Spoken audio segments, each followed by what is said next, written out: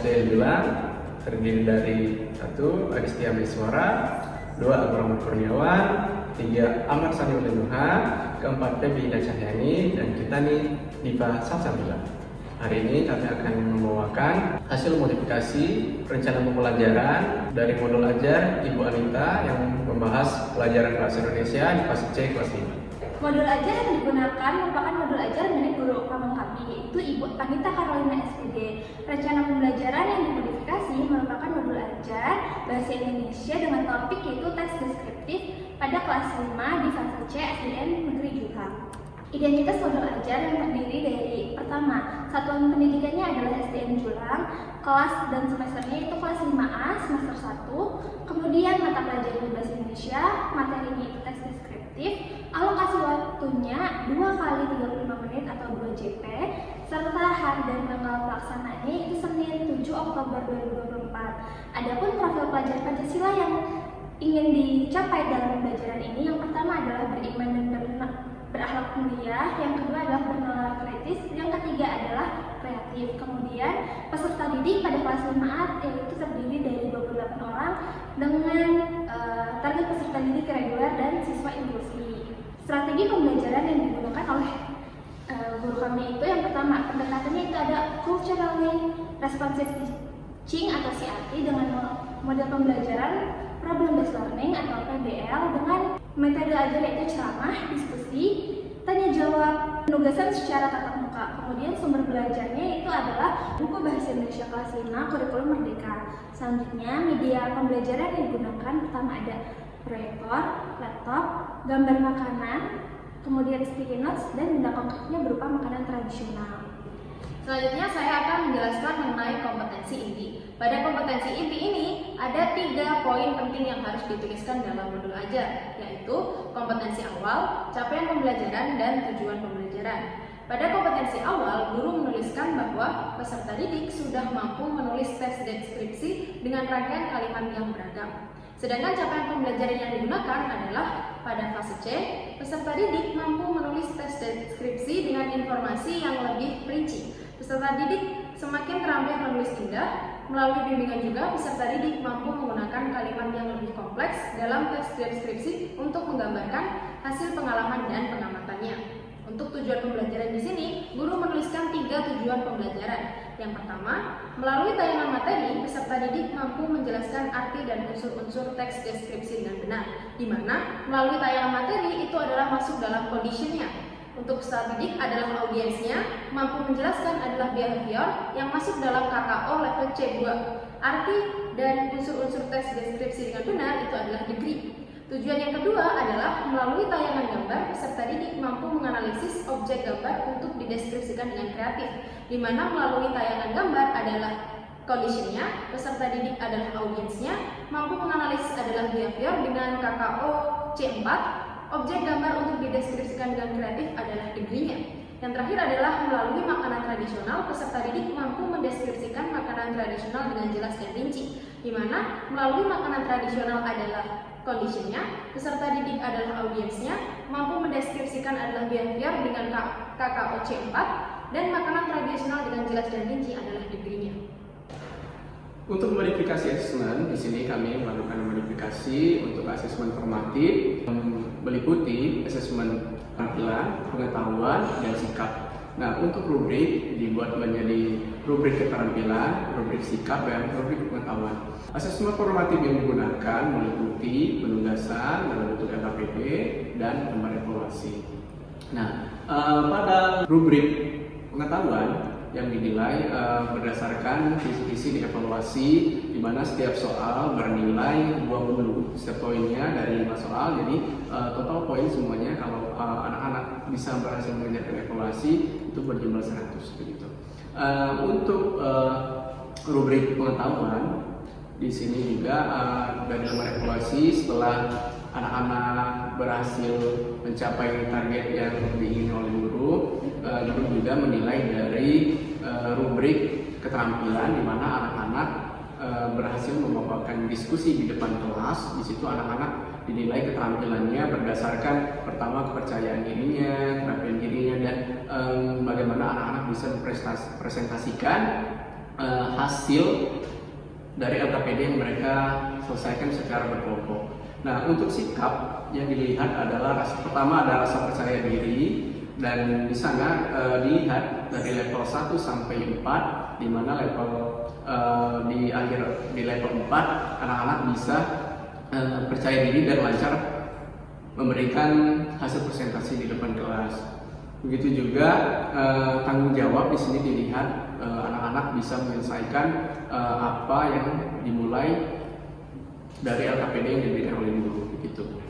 Nah, LKPD di sini terbagi menjadi 2 lembar LKPD. Pertama, lembar LKPD berkelompok di mana anak-anak menjelaskan satu makanan konkret yang diberikan oleh guru sesuai teks deskripsi tentang makanan tradisional. Jadi anak-anak menjelaskan contoh makanan konkret yang berasal dari Sunda, Jawa Barat. Anak-anak menuliskan apa saja ciri-ciri atau informasi yang didapat dari makanan tersebut.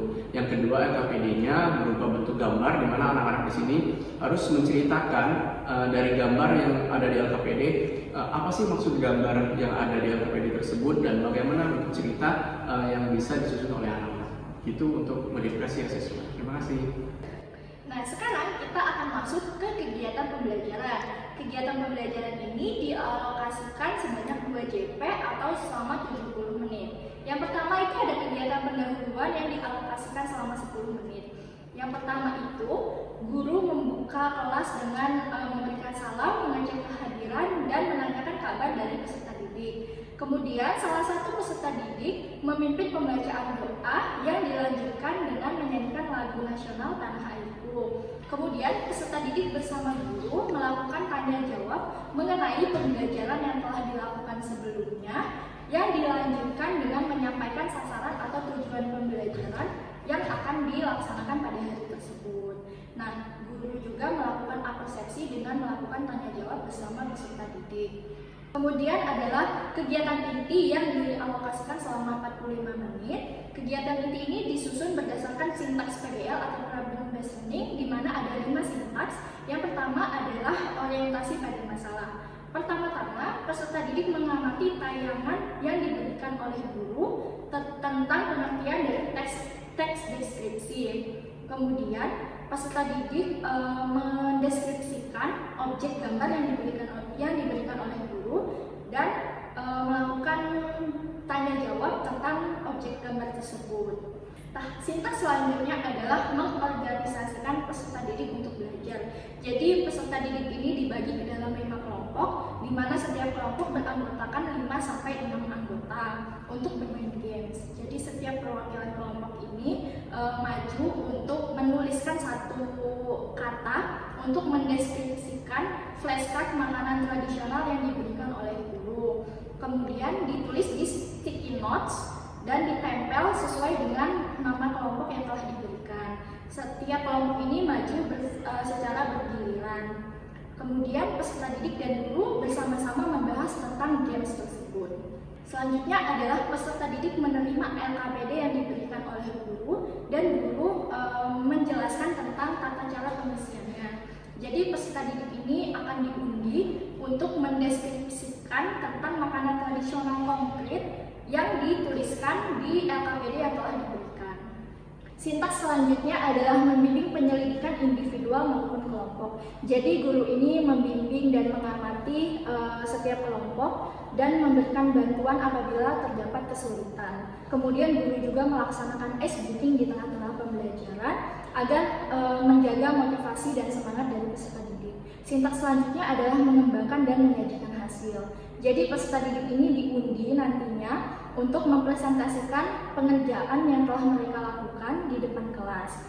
Dan sintaks terakhir yaitu menganalisis dan mengevaluasi proses pemecahan masalah. Jadi peserta didik diberikan penguatan oleh guru tentang materi pelajaran yang telah dipelajari. Kegiatan terakhir adalah kegiatan penutup yang dialokasikan selama 15 menit. Jadi langkah pertama dalam kegiatan ini adalah peserta didik bersama guru menyimpulkan materi yang telah dipelajari. Kemudian peserta didik dibagikan soal evaluasi yang akan dikerjakan secara mandiri. Peserta didik juga diberikan apresiasi oleh guru karena telah belajar dengan baik. dan melakukan refleksi secara bersama-sama.